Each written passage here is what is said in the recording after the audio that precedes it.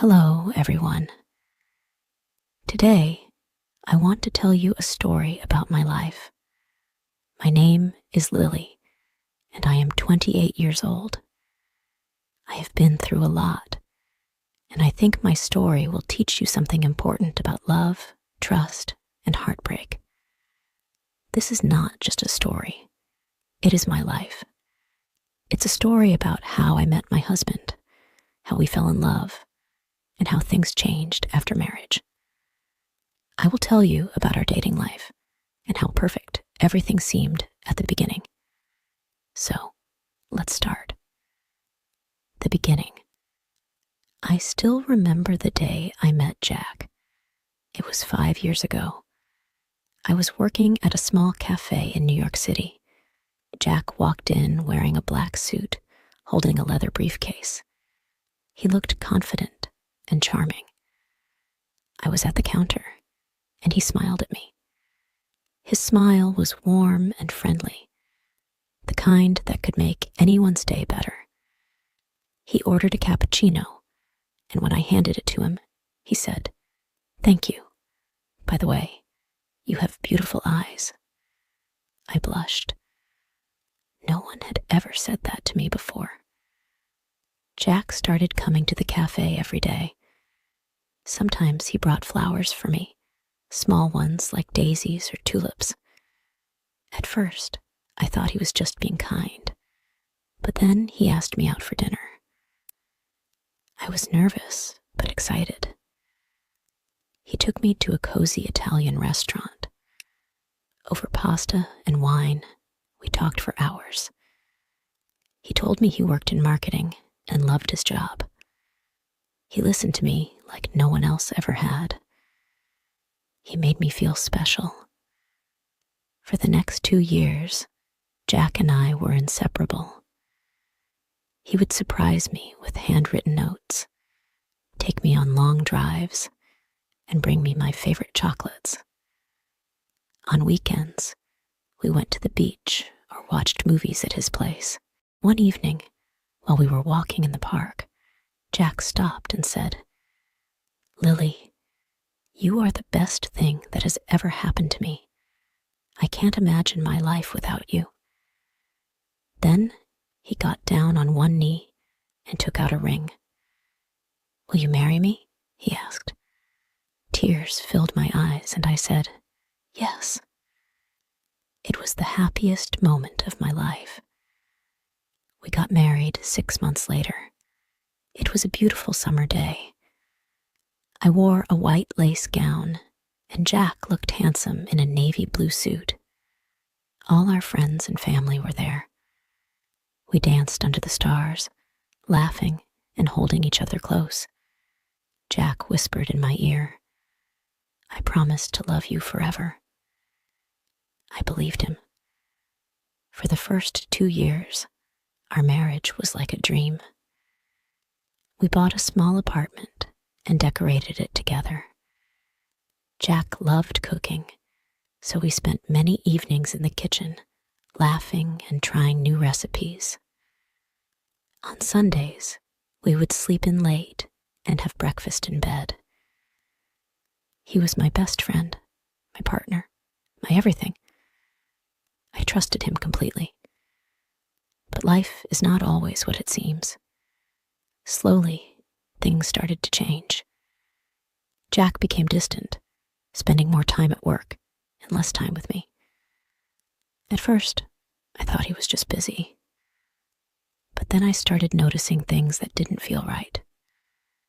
This is where my story begins to take a different turn. At first, the changes were small. He would come home later than usual and say, "Sorry, Lily. I had a lot of work at the office." I believed him. Why wouldn't I? He was my husband, the man who promised to love me forever. But then, those late nights became more frequent. He stopped asking me how my day was. Our dinners together became silent. Jack was always on his phone, texting someone, smiling at messages that weren't mine. One evening, I asked him, "Jack, who are you always texting?" He looked at me, surprised, and said, "It's just work stuff, Lily. You don't have to worry." He kissed my forehead and walked away. But I did worry. Something didn't feel right. One Saturday, Jack said he had to go to the office for an important meeting. It was strange because he never worked on weekends. I decided to clean the house to distract myself. As I was folding laundry, I found a receipt in his jeans pocket. It was for an expensive dinner at a restaurant we had never been to. The date on the receipt was last Tuesday, the night Jack told me he was working late. My heart sank. Maybe it's just a client dinner, I told myself, trying to calm the storm in my head. But deep down, I knew something was wrong. A few weeks later, I woke up in the middle of the night to the sound of Jack's phone vibrating. He was asleep beside me, so I reached for the phone to silence it. The screen lit up, and I saw a message. "Miss you already. Can't wait to see you again." My hands started shaking. I couldn't breathe. Who was sending this message to my husband? I put the phone back on the nightstand and stared at the ceiling, my mind racing. The next morning, I couldn't hold it in any longer. Over breakfast, I asked him, "Jack, are you seeing someone else?" He looked up from his coffee, startled. "What? No, Lily. Why would you even think that?"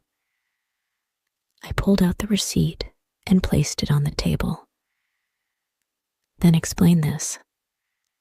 Jack's face turned pale. He stammered, It's nothing.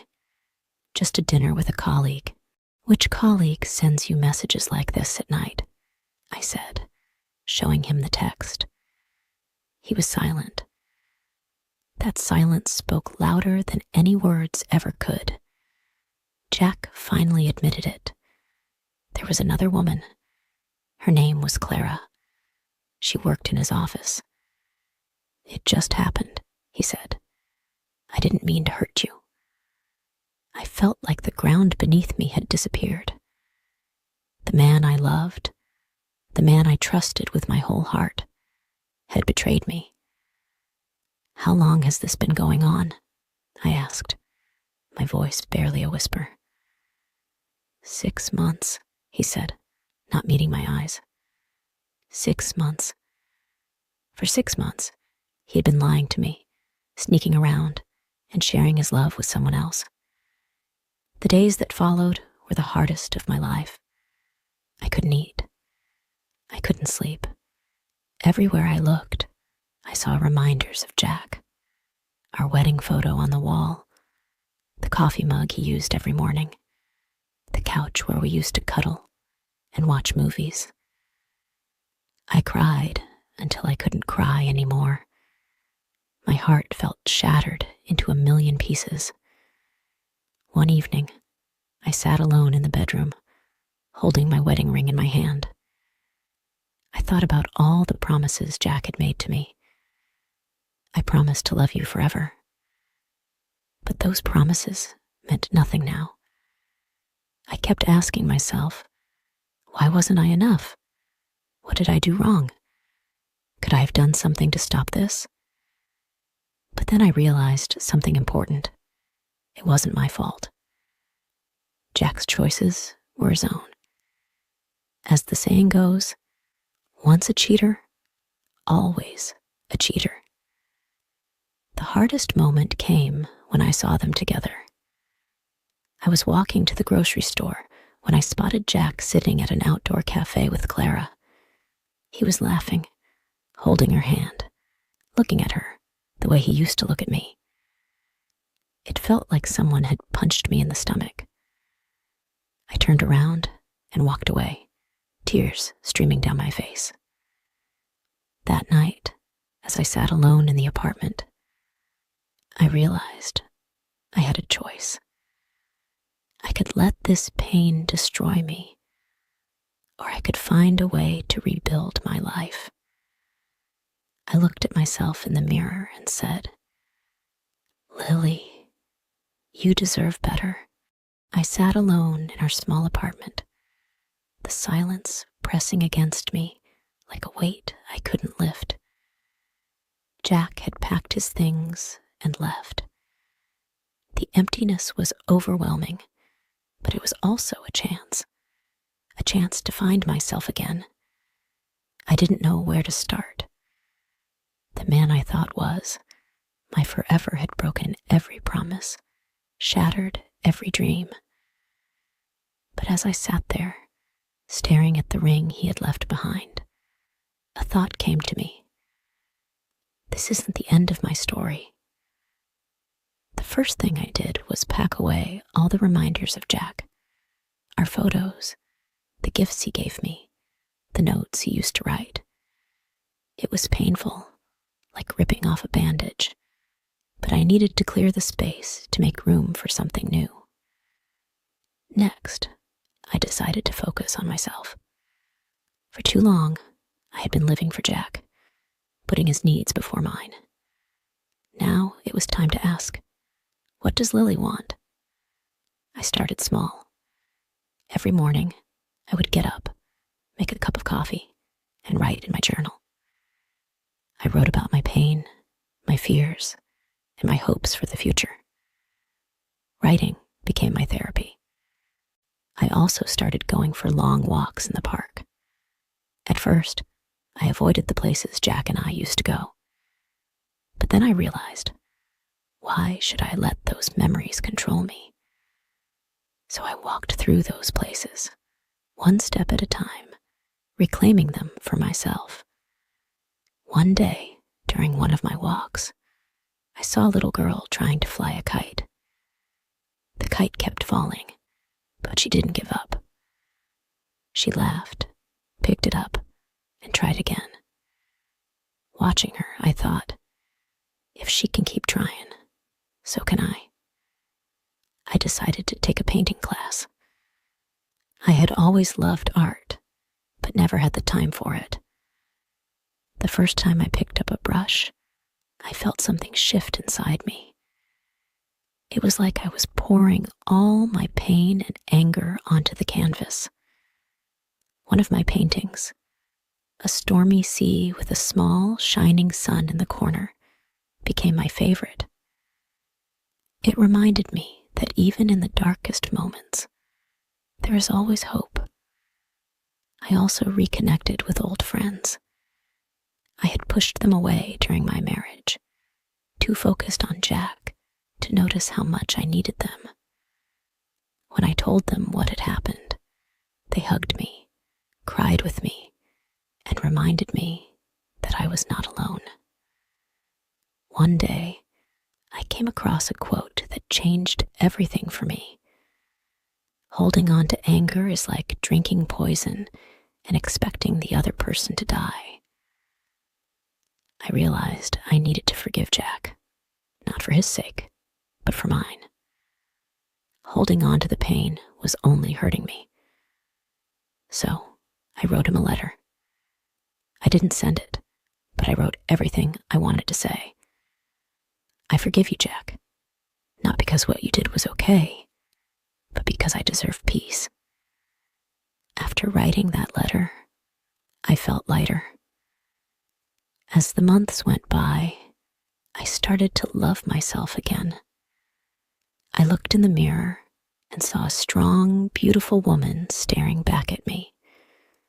I wasn't the same Lily who had cried herself to sleep every night. I was someone new, someone stronger. I started setting goals for myself. I wanted to travel, learn new skills, and meet new people. I even started a blog to share my journey, hoping it might inspire others who were going through similar pain.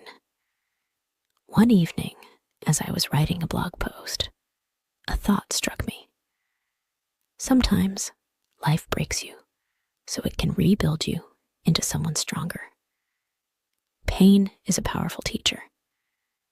It showed me my strength, my resilience, and my worth. It taught me that I didn't need anyone else to complete me. I was already whole. A year after Jack left, I took a solo trip to Italy. I stood in front of the Colosseum, a place I had always dreamed of visiting, and felt a sense of freedom I had never known before. I smiled, not because my life was perfect, but because I had finally learned how to be happy on my own.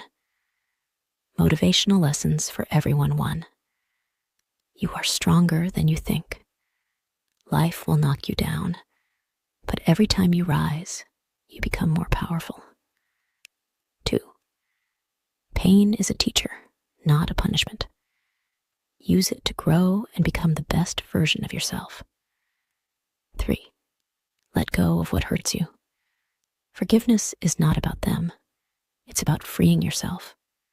4. Love yourself first. You can't pour from an empty cup. Take care of your heart, mind, and soul. 5. Your story isn't over. Every ending is a new beginning. And remember, the comeback is always stronger than the setback. This is the story of how I lost myself, found myself, and became someone I am proud to be. Life isn't about waiting for the storm to pass. It's about learning to dance in the rain. Thank you for joining me on this journey to learn English. If you enjoyed the story and found it helpful, please give it a like and hit the subscribe button to stay updated with more tips and stories. Let's keep learning and growing together.